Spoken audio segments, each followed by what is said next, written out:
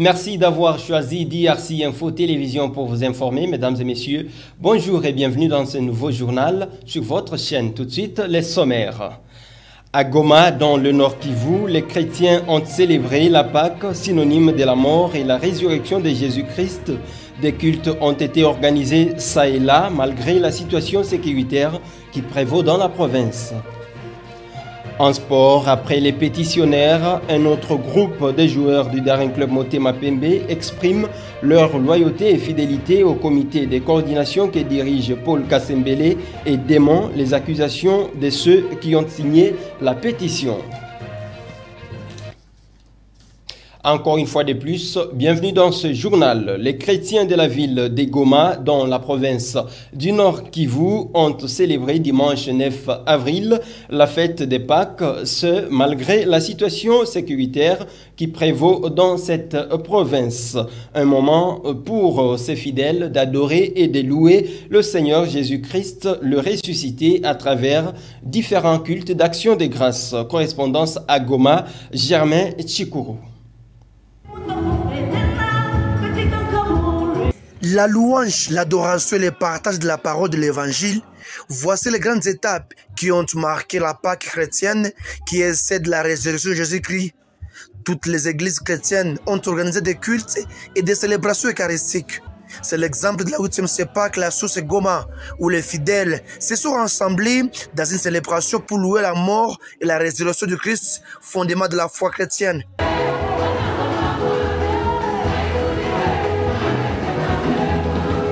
Un message axé sur la foi au Christ le ressuscité qui vient sauver le peuple de la RDC à cette étape de sécurité qu'il traverse, comme déclare ici Pasteur Bagné Moléré, berger de l'église 8e Pâque, la source Goma. Que nous célébrons Pâques dans un contexte non ordinaire, avec la guerre, avec tout ce que nous vivons.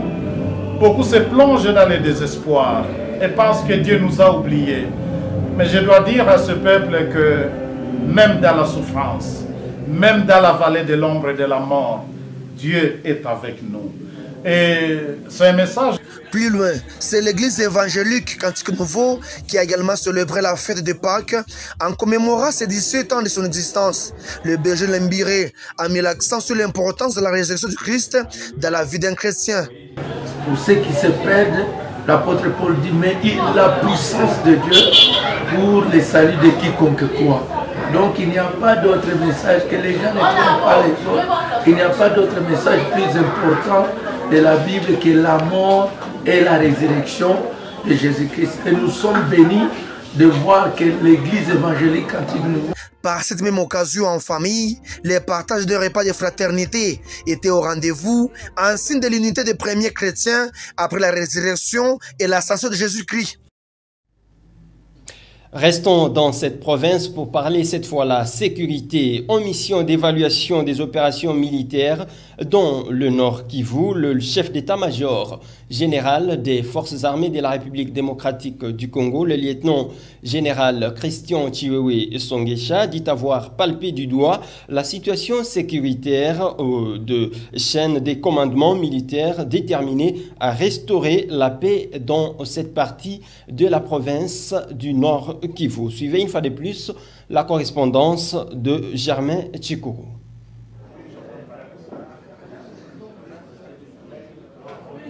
La question sécuritaire en province du Nord Kivu et le déroulement des opérations militaires contre l'ennemi principal de la RDC, voici la grande préoccupation au centre des échanges entre le chef d'état-major général des FARDC ce samedi 8 avril 2023 à Goma. Élargi du commandement des opérations militaires aux responsables des grandes unités de l'armée, les assises étaient axées sur la question sécuritaire et le processus de rétablissement de la paix de cette partie sous menace aujourd'hui des rebelles en 2023 RDF et les terroristes de l'ADF. Le lieutenant général Christian Songesha a reçu l'exposé de l'aspect sécuritaire de manière générale du gouvernement militaire du Nord Kivu, Constantin Makomba, qui est également commandant des opérations militaires de cette province.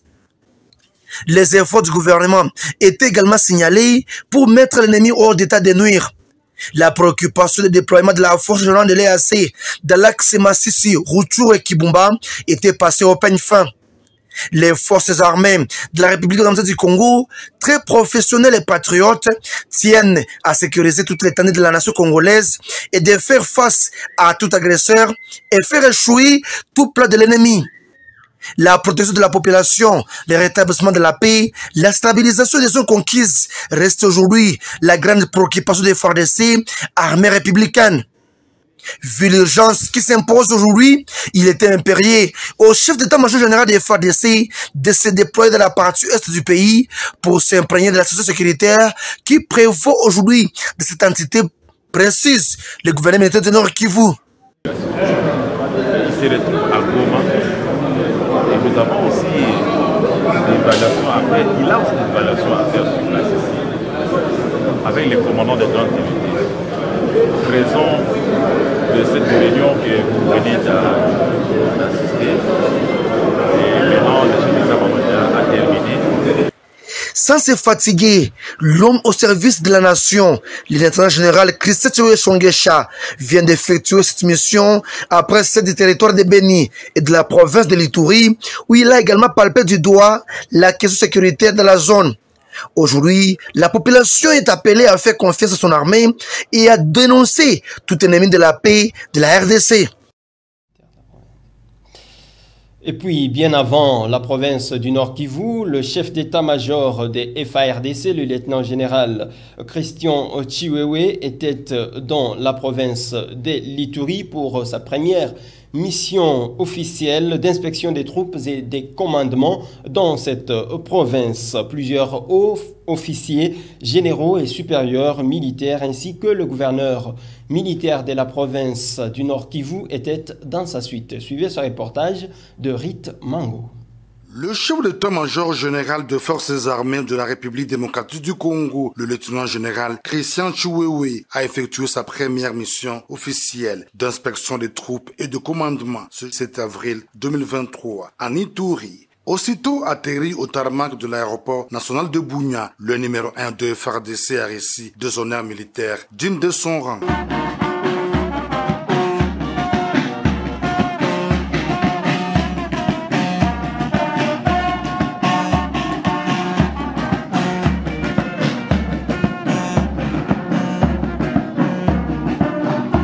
Pendant environ 2 heures, le chef d'état-major général de FARDC a présidé une séance de travail où ont pris part 2 gouverneurs militaires de province sous état de siège, le sous-chef d'état-major chargé des opérations et l'ensemble de la crème militaire au niveau national, ainsi que le commandant des grandes unités engagées dans les opérations contre les groupes armés locaux et étrangers, à l'occurrence les ADF, dans la province de l'Ituri. Ce briefing opérationnel a été axé autour des directives et instructions claires émanant du commandant suprême de FARDC, Félix Antoine Tshisekedi Tshilombo, pour galvaniser la troupe et mener à bien les opérations militaires avec succès en vue de restaurer l'autorité de l'État, a dit le gouverneur militaire, le lieutenant-général Luboyanka Choma Johnny, commandant des opérations en Ituri. Et donc aujourd'hui, il est venu ici non seulement pour s'assurer de l'exécution des ordres, et aussi contrôler, arriver sur place, contrôler,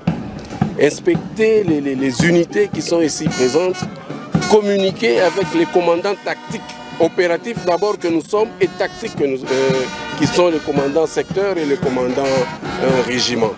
Et donc aujourd'hui il a pu avoir, n'est-ce pas, toutes les informations par rapport aux approches que nous avons prises, notamment, comme vous le savez, l'approche militaire, l'approche non militaire, et il a fait des correctifs aussi en tant que commandant. Il nous a donné des nouvelles instructions de sorte que les opérations puissent, n'est-ce pas, être menées à bon port. Reconnu pour son endurance du travail avec abnégation que le chef d'état-major général de FARDC, le lieutenant-général Christian Chiwewe, accompagné de son état-major, a embarqué pour Goma dans le Nord Kivu. Question d'urgence opérationnelle.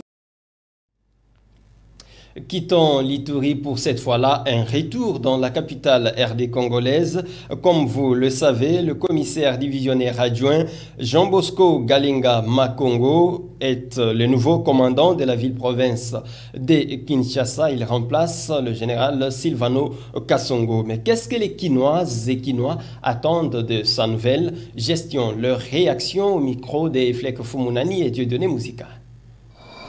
Naza un peu ravi que nomination à Sigane Baoutiolongo la général Yavi la Kinshasa, général Kassongo, Nebatier, Monsieur Bosco, tout éviter. Ceux qui balongent les Kassongo, premièrement, biso ba peuple congolais, puis ba résident à Kinshasa, tous un peu, il y a là parce que Moussala, Sala qui en durant, chance ba pesa qui tout le monde a vraiment ils a bien été. Ba erreur ezala qui belé, ba mambo mike pe ezala qui, et surtout na côté na biso ba motard, on a tellement souffert.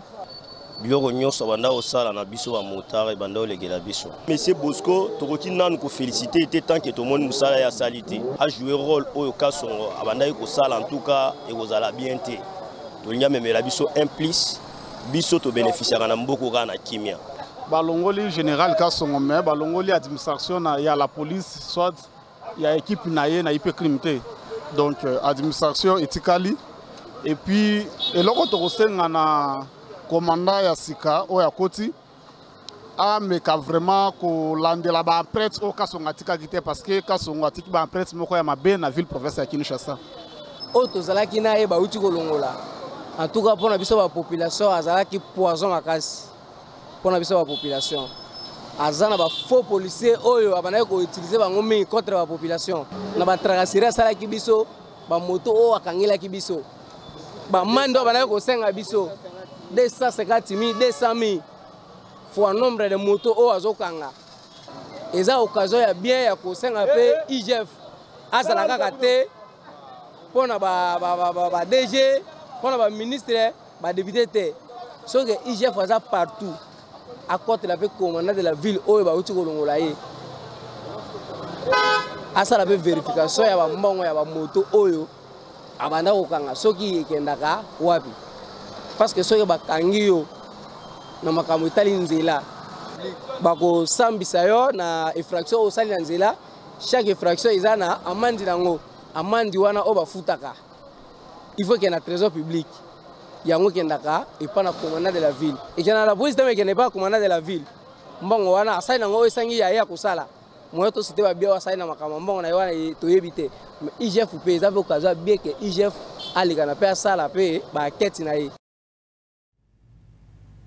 Parlons politique à présent, réagissant à l'adoption et à la signature de la charte de l'Union sacrée de la Nation. Henri Mutombo, porte-parole du parti politique Agir pour la République, AREP en sigle, qui fait une mise au point quant à la différence qui existe entre le Front commun pour le Congo, FCC, et l'Union sacrée de la Nation. Suivez. Le FCC, c'était avec le président Joseph Kabila. Et l'Union sacrée, c'est avec le président Félix Antoine Tshisekedi Tshilombo. Donc déjà au niveau du leadership, la différence, elle est tout aussi vaste que le monde. Alors aussi, il faut signaler que la mission n'est pas la même. Ici, l'Union sacrée de la Nation, cette charte adoptée et signée, c'est pour évidemment mettre les Congolais ensemble et autour d'une vision. Laquelle des visions vise la transformation, le changement profond et intégral des Congolais. Et aussi, bien entendu, l'approfondissement ou la consolidation de l'état des droits. Donc, le FCC de l'époque où il y avait l'impunité, où il y avait le bradage des ressources naturelles, le FCC où il y avait la répression des manifestants, où il y avait l'inféodation de la justice, c'est différent de l'Union sacrée de la Nation aujourd'hui, où la justice est indépendante, où nous avons un président de la République qui défend les causes de son peuple, qui est à l'écoute de son peuple, qui se bat pour que la paix revienne à l'est de la République démocratique du Congo. Donc c'est tout à fait différent. Donc déjà au niveau du leadership et aussi au niveau des objectifs. L'objectif ici de l'Union sacrée de la Nation, c'est pour permettre au président de la République de rempiler, d'avoir un deuxième mandat. Pourquoi? Parce qu'on a vu ce qu'il est en train de faire depuis qu'il est au pouvoir, la volonté de reconstruire la RDC, la volonté politique bien entendu de remettre la RDC sur l'orbite, de redonner à la RDC sa place de choix dans le concert des nations, la volonté de mettre la RDC sur l'orbite d'une économie puissante, stable et forte, d'une armée dissuasive, de l'éducation où les parents sont un tout petit peu, comment dire, déchargés, où on voit les universités se construire et être réhabilitées. Donc voilà, c'est cette union sacrée. Maintenant, figurez-vous déjà, avec l'aura du chef de l'État, qui ne fait que se construire et devenir éléphantesque, figurez-vous, avec l'appui des autres partenaires politiques, vous n'avez pas cité Maître Guy Luando-Mboyo, qui aujourd'hui est en train d'émerger fortement. Aujourd'hui, il captive l'attention, surtout de la jeunesse. Notre pays est composé à plus de 70% des jeunes. Aujourd'hui, Maître Guy Luando, le ministre d'État en charge de l'aménagement du territoire, il harangue la foule jeune.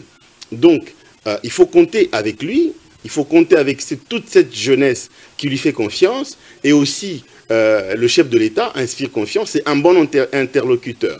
C'est cette personne, comme je l'ai dit au début ici, qui est à l'écoute du peuple. Donc, je ne vois pas qui peut faire face à Félix Tshisekedi aux élections de 2023.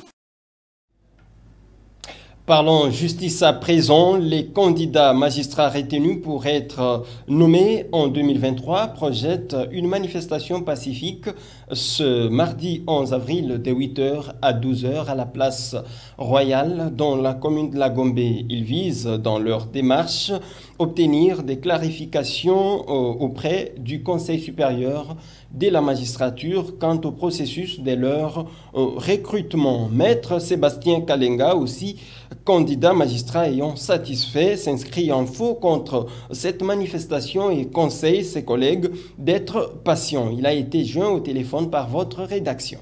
Je ne suis pas partant de cette manifestation, d'autant plus que, à mon sens, elle est infondée.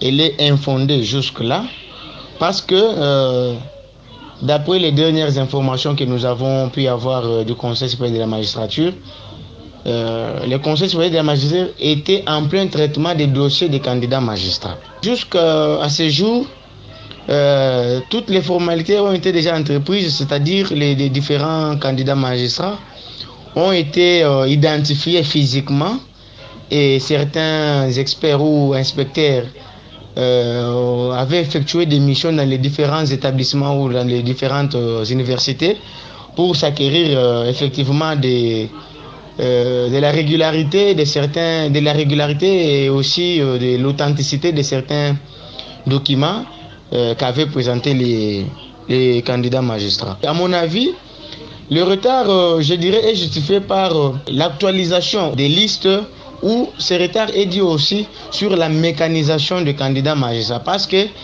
dernièrement, il y avait un communiqué signé par le président du Conseil supérieur de la magistrature demandant au ministre, au directeur du budget de mécaniser les 2500 candidats magistrats pour 2023.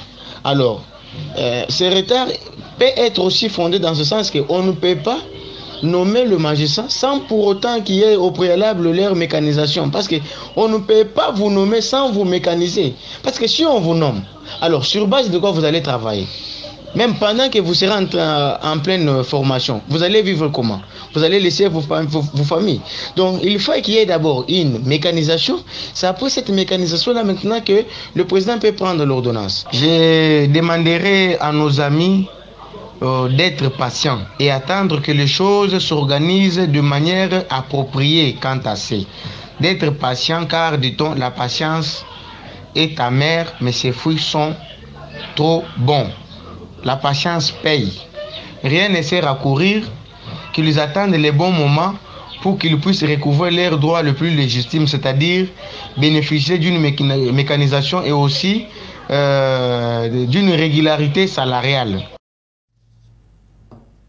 Prenons d'abord ce communiqué de la SCPT avant de poursuivre ce journal. Jouissant de son exclusivité des 0 à 2 kg, la Société congolaise des postes et télécommunications informe l'opinion publique qu'elle recrute des postes relais en vue de couvrir avec équité toute l'étendue du territoire national. Par ailleurs, la Société congolaise des postes et télécommunications SCPT invite toute personne physique et morale intéressée à cette offre à prendre part à la réunion d'information qu'elle organise ce mardi 11 avril 2023 à 11h juste dans la salle polyvalente de l'hôtel des postes de Kinshasa 6 au numéro 1009 boulevard du 30 juin Kinshasa Gombe. Pour plus d'informations, contactez le 081 73 82 424 ou encore 089 34 85 382. Fête à Kinshasa le 7 avril 2023. Didier Moussete Lekan, directeur général. Et puis, dans le cadre de la deuxième phase du projet de la taxation sur le tabac en Afrique, le BLP Senco a organisé une conférence sur le renforcement des capacités de ses partenaires et collaborateurs internes et externes la semaine dernière. Le directeur de BLP Senco revient ici sur l'essentiel de cette activité. Suivez. L'activité consistait précisément à une formation interne, un renforcement des capacités de nos collaborateurs internes et externes, mais à eux, on a joint nos partenaires d'Obla et de Mekuta, qui évoluent au niveau de l'université de Kinshasa. Notre approche, c'est l'approche par la taxation, c'est-à-dire la taxation, c'est à travers les lois. Nous sommes un bureau de liaison avec le Parlement de la Senco, donc nous sommes une cellule de plaidoyer parlementaire de la Senco. La Senco influence les plaidoyers dans les pays pour l'adoption des lois justes. Et parmi ces lois justes et profitables au peuple congolais, il y a justement cette législation contre les tabacs, parce que le tabac fait des effets nocifs dans la jeunesse, dans la population. Les tabacs, bien sûr, c'est autres produits dérivés. Vous êtes sans ignorer. Et là, vous savez, par exemple, je vous dis que nous sommes un bureau de liaison avec le Parlement. À cette session de mars, dans le calendrier définitif des travaux, vous allez remarquer qu'à l'ordre du jour est inscrite, il y a un point relatif à la ratification du protocole de l'OMS qui porte sur l'interdiction ou l'élimination du commerce illicite des produits du tabac. Nous allons aussi intensifier les efforts pour que nos députés, nos sénateurs puissent valider ces protocoles-là. Prenons cette page sportive avant de boucler ce journal. Après la pétition déposée par un groupe de joueurs du Daring Club Motema Pembe à la Fédération congolaise de football FECOFA pour violation des droits sportifs et le non-respect des paiements des primes et salaires, un autre groupe fidèle au comité de coordination vient de démentir les propos détaillés par les pétitionnaires. Et ce lundi 10 avril au siège de ce club. Suivez, leurs propos ont été recueillis par Eflek Fomunani et Dieudonné Mouzika. Nous surtout au 11 mois par retard à salaire et à force. Parce que le championnat normalement ça va 9 mois. À 9 mois nous avons la saison. 9 mois saison nous avons 9 mois saison. Tout ça déjà Tobeti, 4 à 5 mois ou bien 6 mois au Tobeti il y a championnat. Donc, ceux qui équipe en arrêtant il y a salaire et cause là 1 mois ou bien 2 mois. Sur la prime, Tobeti match il y a championnat. Le match championnat Tobeti tu gagné 2 matchs. Na 2 matchs Tobeti tu joues la prime na bison. Ba nil tout ça là. Il y a un match il y a phase qualificative, il y a CAF. Bah match sur l'ondé beta premier match ils contre équipe to yambara ya to beta na Île Maurice. Toujours prime na biso, toujours frais d'émission na biso, toujours payé na premier match. Toujours qu'à chacun le rôle à $1000, y compris na retour. Match to beta qui a souka na Tanzanie, oui ça qui est tout côté na phase de poule. Contre Flambeau to beta na Tanzanie, toujours ba $1000. Pour les autres qui au baxi la biso ba 1000 toujours ba 2000 souki to se pélicer na match wana, to salara même effort to gagner ka 2-1 kuna libanda. Toujours bon. Naba o toujours kayoka. Oui. Na nyoso c'est imana. Surtout taille nyoso kende. To lingande to boma imana. Surtout nous les joueurs. Surtout nous les joueurs. To lingande to boma bino ba supporters. Parce que star na équipe, star na nyoso eza imana. C'est pas nous les joueurs. Surtout yakande koma ba star na kati ya équipe. Yakobakisa ezaki